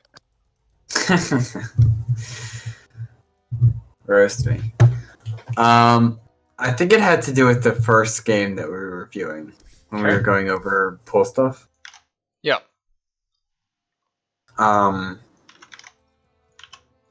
Because during the point where I pulled with Warlock, 3 minutes and 30 seconds. yeah, and you were saying that it pulled the wave under tower, so I don't want to pull there. I guess what other lane indicators other than position? Because I think when I started pulling the lane, it was pretty far up. But then the bristleback cleared the lane really quickly, and then it caused the pull to be really bad because he could come over and contest. Okay, so I think it's at this point that I'm like, I want to pull, because we're really far up, kind of near their tower. But then Bristleback just spams the quills, that creep wave dies, and then it's a moot point, because by the time the pull actually meets... So I guess, like... The biggest issue... Obviously it's bad. What other lane indicators am I looking for, other than just, like, the position? If they're going on when it's a good time to pull. If they're going on your core. The biggest issue with pulling right here is that they're going on this Legion Commander and you're not there to help them. You're full HP and you're full mana. But instead of at this point, instead of following through, I should just beeline it over towards Legion and why? Because get off the pull. The other thing that you're not considering is that you don't have to pull off of this easy camp. You can accomplish both, being in the lane and pulling, if you just hit this one and brought it down here. And then these guys weren't here in this position because you were in the lane able to kind of apply pressure to them with Shadow Word or whatever. But if you were there against this Coddle that has like no HP, he's only got 240, and I'm pretty sure if they were actually this aggressive, you'd kill them, basically. So instead of pulling, maybe start considering like pulling it straight from the hard camp down, if that's the position that you're in, where the lane is already up here, they've got a super aggressive comp that can go on your core, and you still need to pull. Does that make sense? Okay. Going all the way to and the then small I guess camp. when you get, because oftentimes when I pull from that hard camp down to the safe lane tower, that's almost always going to get contested by their offlane, right? Because it's kind of right in their face. Sure. What is it my job then to basically be there, trying to deny as much of what they're contesting? So you during saw that time, or in that first Naga game where I played offlane, you saw what the Bane tried to do. He kind of sat around this area and waited for the creep to get low enough that he could blow it up and get it with Brain Sap. It's okay if you share the experience. It's not acceptable to just let him farm this camp alone and get full experience on the lane and the creep camp. okay. So basically, yes, your job is to essentially contest it from this position and look for this creep wave. If you're on a hero that has a nuke of some sort, try to nuke the big wave just so you get the CS instead of the offlaner. Gotcha. But then it will pull it back to a more appropriate place, and you'll be able to have some impact on the lane, rather than moving all the way back to the small camp, pulling it, and then, oh my gosh, they already cleared the wave, like, it's going underneath the tower now, and this sucks. Does that make sense? Yep. And I guess my second question would be, in regards to 2 minutes versus 3 minutes for pulling. Because 1 minute you get the first, or I'm sorry, I guess 1 minute versus pulling at 213. 113 versus 213. Because you can pull at 113,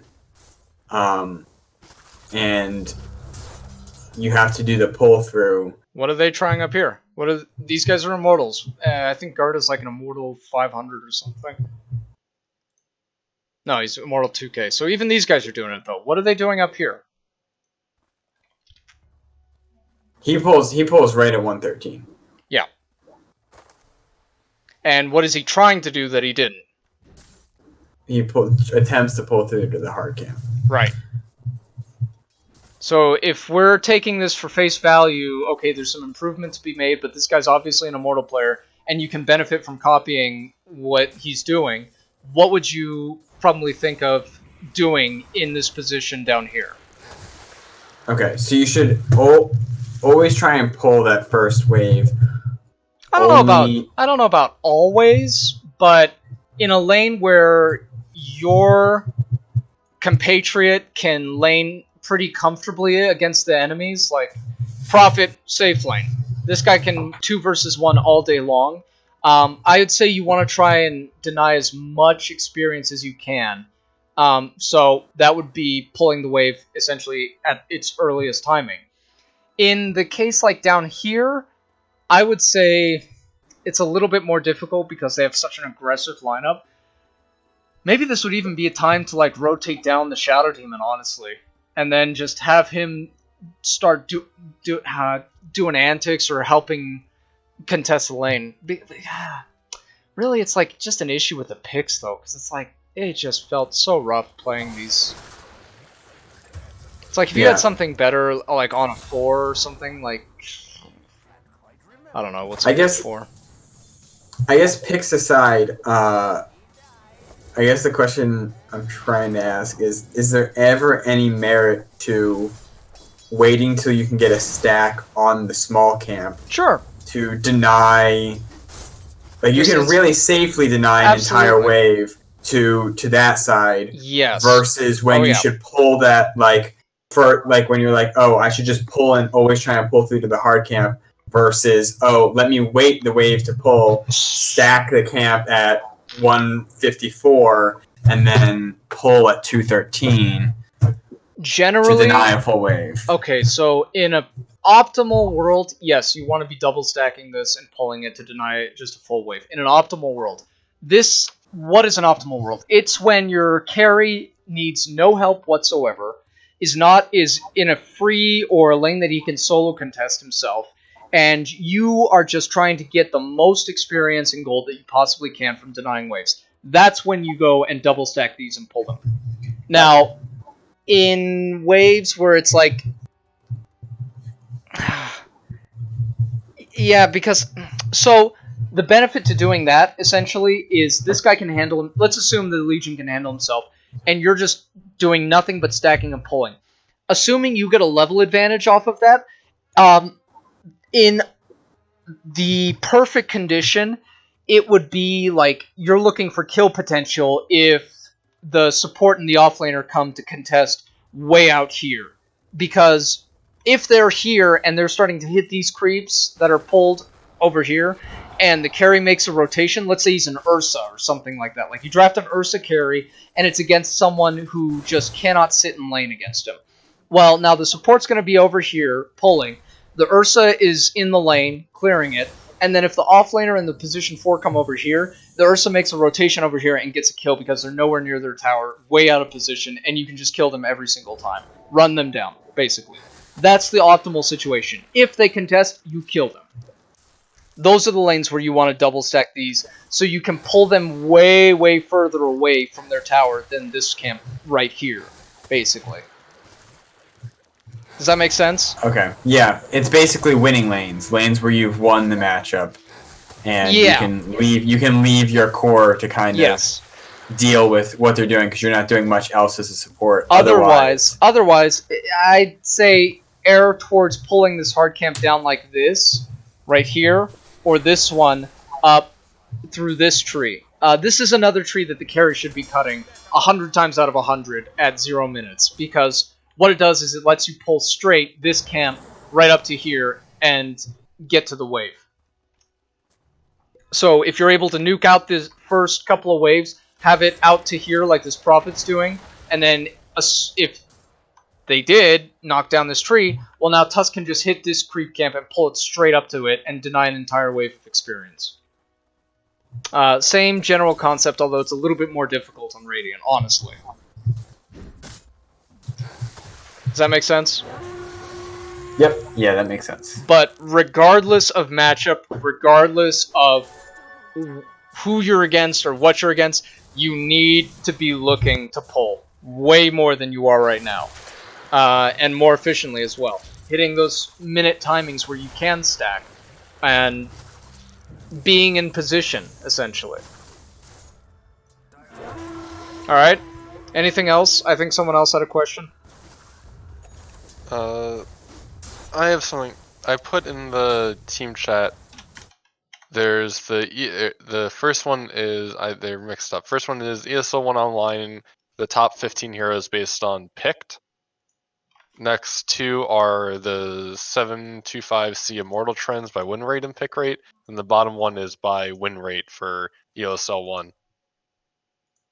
Just like how I'm just wondering whether we should be trying to, because I feel like a lot of these are what role would you say the Earthshaker fills? Would that be like a 4?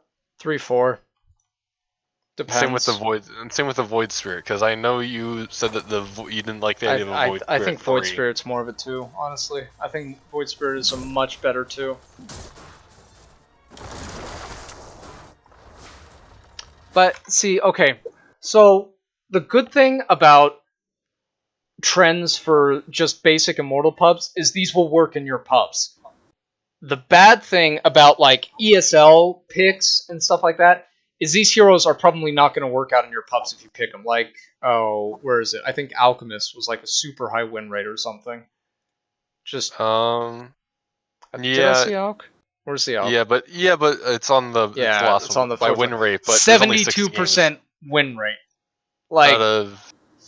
I don't think this is a hero at all. At all. I don't think Alchemist should ever be picked because I just think it's so bad. But I mean, obviously it's winning games.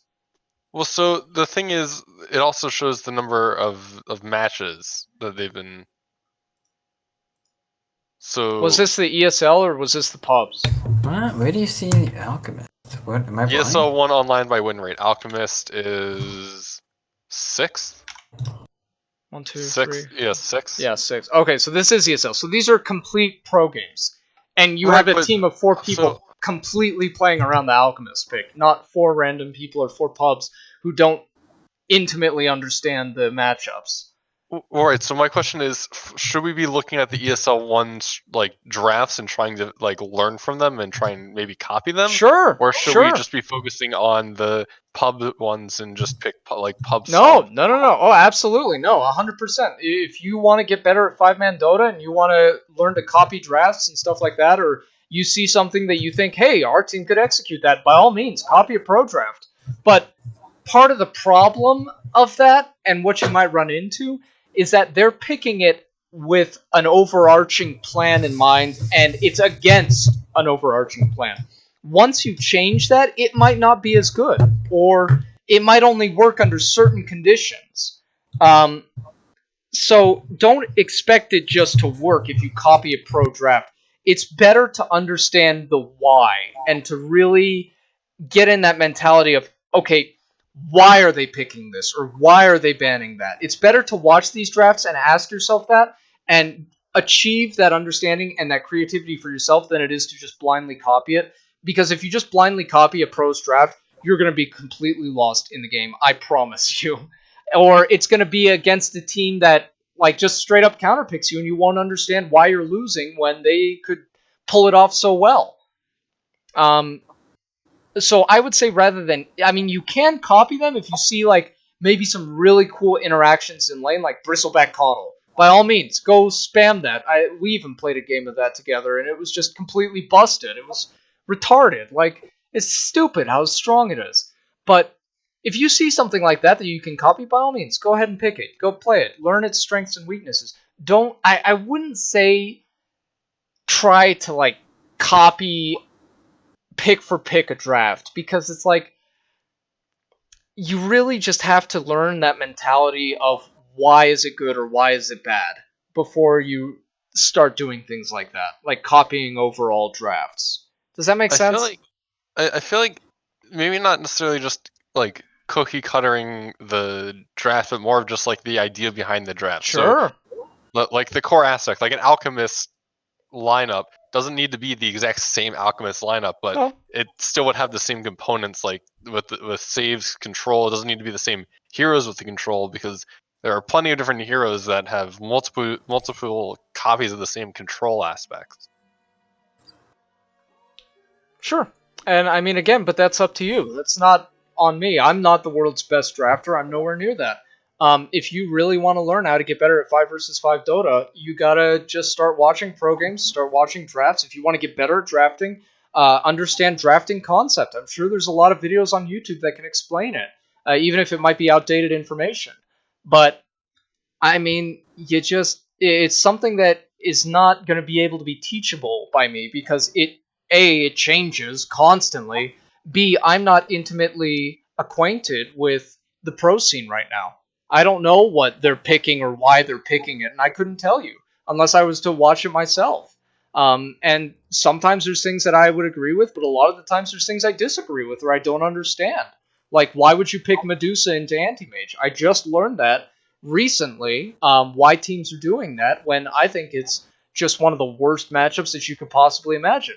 It's terrible in pubs, but it works out in pro games. And part of the reason that I understand that now is because I just had to have someone spoon feed it to me. Like, Medusa has better timings and can hit end of game death ball status before Anti-Mage gets online, so you can beat him by like 2 or 3 minutes essentially, reliably, if you've got a team to play around in a good lane. But I didn't understand that. I thought it was retarded to pick Medusa into Anti-Mage.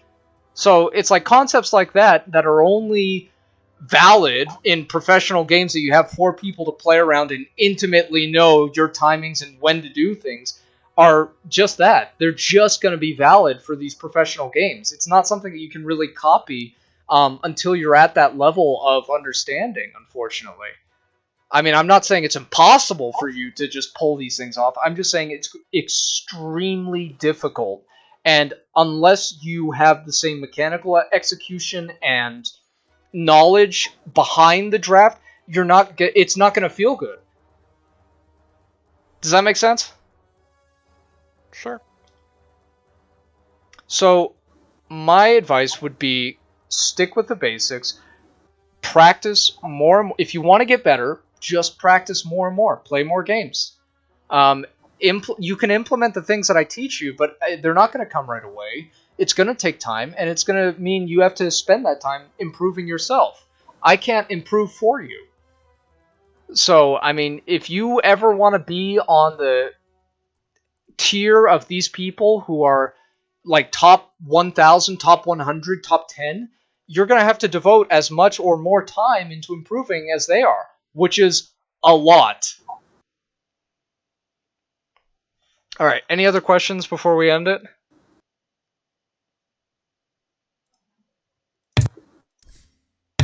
That was it for me for right now. I'm good. I just gotta practice micro. Definitely. That's one of the biggest things for Illusion Heroes. Like, oh Just man. tons of games. Yeah, just play Yeah, I tons of know. games. I'm really feeling it now too, because I'm trying to expand out into the more micro-intensive ones. Like, you saw me practicing Meepo, but I've been like trying Lycan and stuff too. Oh, like, Lycan's super fun. My biggest advice to you on Lycan is don't worry too much about the control binds for him, since it's like really the only ones you need to focus on are your Helm of the Dom creep and then your ranged Necro unit once it hits level 3. So binding all of your units to 2, every 1 to 3, and your main to 1, because you really just want to move your 1 and your 2 as like 2 distinct units. Stutter stepping with the main while you're hitting, and then for the units, just controlling them in a way that doesn't block you, essentially. My binds for Lycan are just 1 for the hero, 2 for everyone else, 3 for everyone combined. And then I just tap through them. And I just get used to, okay, I've got 3 units up, and I summoned my wolves before my Necro units, so it's going to be 3 tabs or 4 tabs until I hit the ranged unit. And I just kind of see that in my units list, and then I'd think about that ahead of time when I'm going in. Or it's like when you have an HOTD creep, just tabbing through it and expecting what key is going to be the one that you have to press for the active. Most of the time it's Q. But just tabbing through and spamming Q is something else that you can do. cool.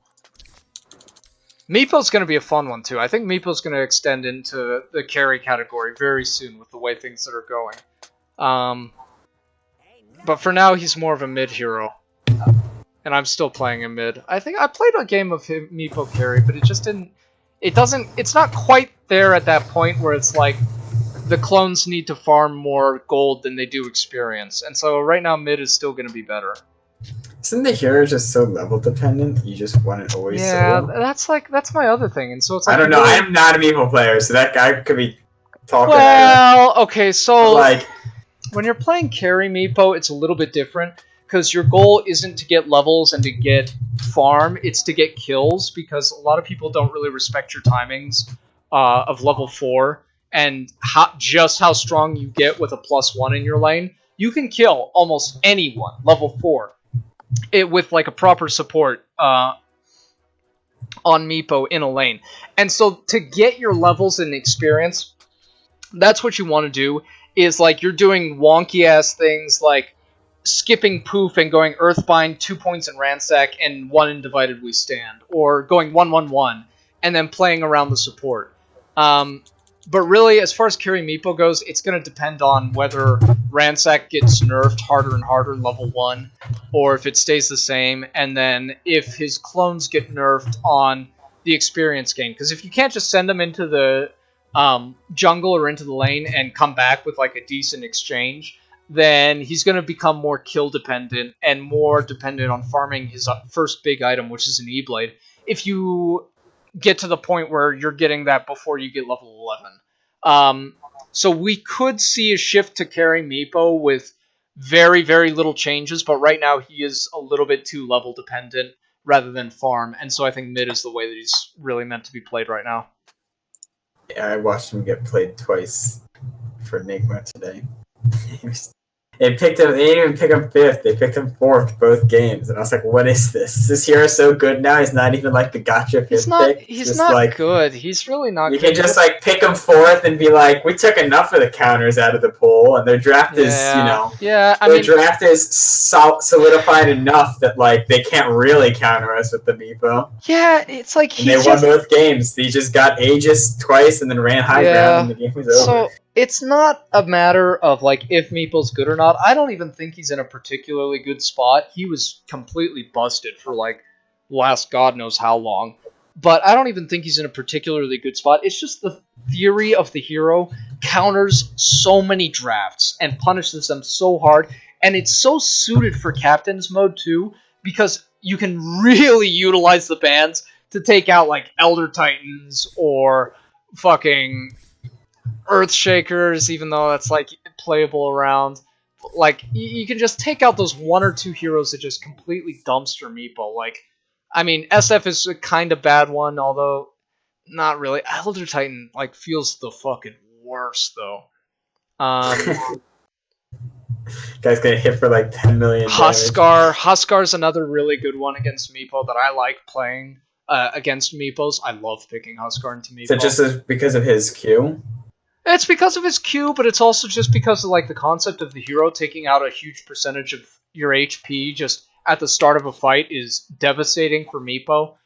Because you really want to be able to sustain, and that nuke damage, just that pure nuke, just does so much against someone who stacks a lot of health with Scotties and stat items and shit like that. And then it's like the other thing is Huskar just naturally builds a shitload of evasion, and it's so good on him just to build evasion, and it becomes very difficult to kill him between your Q and all the evasions and stuff like that, because it's like Meepo obviously doesn't build BKBs, and Huskar thrives on people that don't have BKB. So it's more like hero concept, really. Troll Warlord is another one that's really, really strong against Meepo, in my opinion. Just the inability to be able to kill him reliably until you get like a Hex, and even after that, it's like Troll gets really tanky.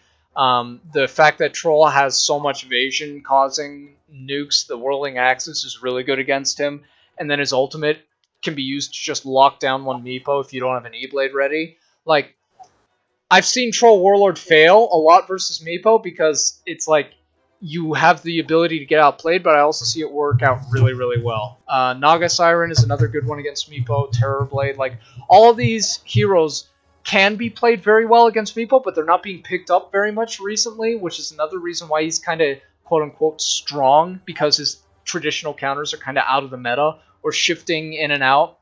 And so it's like, if you pick 4 heroes that just aren't good versus Meepo, and then you ban out like really hard counters, it's not a matter of like Meepo's busted. It's a matter of like, you just can't pick anything that's will win the game against him. But, I mean, by all means, if you're interested in the hero, I can go over Meepo for days. And just, like, the small things that make a really world-class Meepo and a really shitty one. Because I am, like, I think, personally, I'm top 100 Meepo worldwide. And I think I was on Crystal, whatever, or, like, one of those stat-tracking websites for a very long time before I hit all of my games played. I was top 400 for a long time, moved down to 100, and honestly, I think I've only gotten better at Meepo recently. So I would consider myself a top 100 Meepo worldwide. And I think the hero's good, but just not completely busted like he was.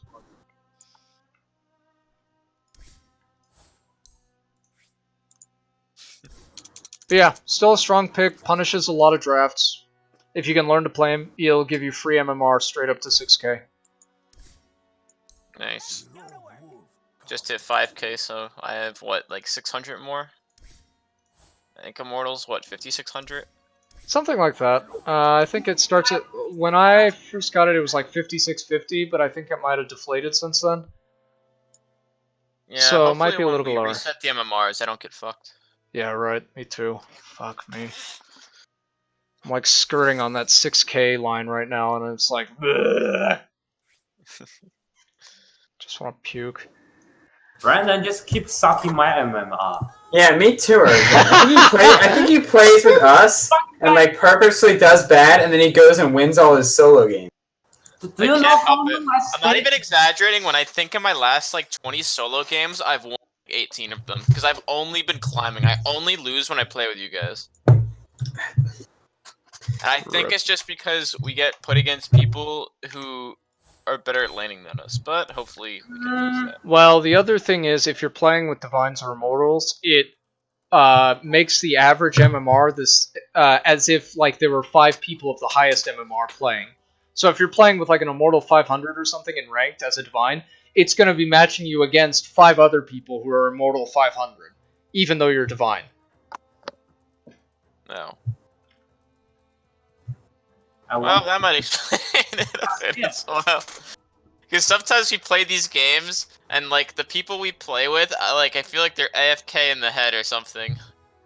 Well, They're yeah. literally just like So, not like, there. Yeah, unfortunately, yeah, if you're partied up with Zach right now, it's going to take his MMR from Ancient and match you up against someone who is like Divine 3 or Divine 4. And That's just how that's just how parties work right I don't now. know if that's even true, because like this lane that you were up against, Brandon, what was this? Necro Rubik? Rubik was Ancient 1, and this Necro was Ancient 5.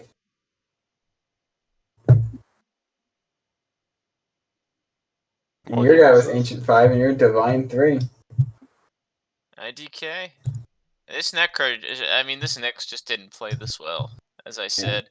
Then everyone in As this you game, said to me, but not him. everyone in this As I game said, can dude. flame me, but I know that like this lane was trash. Is Bloodseeker supposed to counter Necro? Can I just ask that generally? Because everyone in this game was like, "That's how it goes," and I was like, "I just played the lane." I was like, "It feels kind of like trash." Yeah. I was like, "I can't run at this guy. He has like a Rubik sitting behind him. If I go up and try to contest the creeps, I just get queued over and over." Necro's in a really weird position where it feels like a lot of heroes that he lanes against currently, especially in offlane, like he does really well against. But I don't consider that hero to be good, particularly. I don't think Bloodseeker traditionally counters him per se. It's more of like the fact that whoever gets a jump on whomever, like the laning phase, I would say could even favor Necrophos, just because it's like the constant pressure feels really bad to play against on Bloodseeker. But it's like, if you get a kill or two on the Necro early on, that hero is just a complete non-factor for the rest of the game. And it sounds really like, it sounds like I'm overreacting or like over-exaggerating, but I'm not. Like, it literally, if you kill him once or twice, that he's done. So I think it's really going to come down to the support matchups in that particular case. Because, yeah, Bloodseeker can do pretty well against him, but it depends on the kind of laning mechanics of both people. If you've got a Necro that's playing the lane like that one Necro we saw versus Thompson, you're fucked. You're just completely fucked. Because he's going to know exactly how to pressure you, when to pressure you, and he's going to make use of it. But if you can like heal up to full, harass him down a little bit with some right clicks in between, and then like land a lot of silences on him, especially if like you've got a support helping you, like say something like a Shadow Shaman or something like that, someone with a really long early stun, or even if you've got a support that just has a lot of nuke, like a CM or a Skywrath or something like that, Necro doesn't really particularly feel good. But I think it comes more down to the supports than the actual 1 versus 1. Because Necro can get away with a lot 1 versus 1.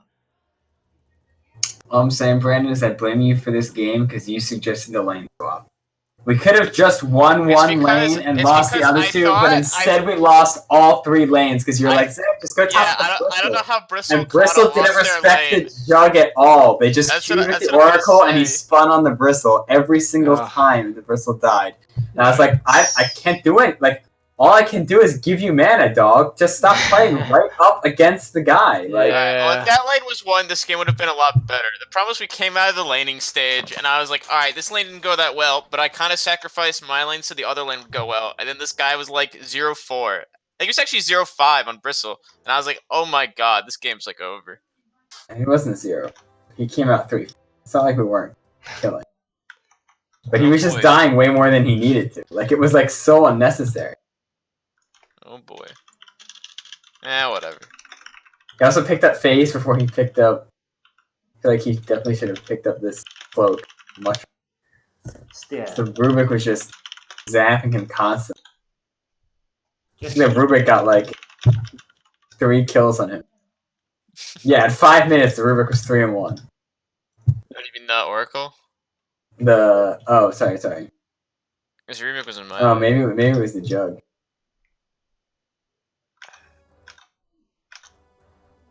IDK. I'm just spamming Bloodseeker at the moment. Feels good. Love this hero. I don't know what happened to Razor either. That hero was so strong not that long ago, and then it's like got a couple of weak ass nerfs, and now he's just like not seen at all. I think he's still good, honestly. Yeah, I think he's good if they kind of pigeonhole themselves into only having like 1 or 2 right-click cores, because I just played a game where it was like Lone Druid, then it was like Storm Spirit, like Void Spirit, and then every single fight I just linked the bear, and then it was just like, all right, well, we're gonna win every fight. Yeah. Is it because did other heroes that Razor plays well against get nerfed? Yeah, like Lifestealer is no longer at all good, so it's like, okay, well, like Razor's a main reason. Like Razor's like the counter to Lifestealer. So. I mean, Lifestealer got some massive nerfs though. Like he just got completely sent to the dumpster. Razor less so, but it's like, yeah, I don't know. It's okay. I'll just play Lifestealer next year. Just played a game the other day on it. It felt like trash. Yep, I can imagine. I'm not touching that hero until he gets buffed. Oh, this is the other game I lost because you picked Lifestealer. Huh. No, I can't help it. It looked good. You can't help it, dude. You picked the hero. It looked good on paper. We were laying against like Centaur Puck. I was like, oh, it's Lifestealer, easy. I can't help it that the Night Stalker said in game that he bought his account, and then the Pugna went like 0-6 mid. Like, I can't help that fact. God. I can't help it that these games are just trash. Like, I forgot the Night Stalker said he bought his account. like, I don't know what happened. Yikes. Yikes. Oh, yikes. Get Brandon out of my game. I'm just gonna play with Urgent. We can win. Yeah, go be the dual support team.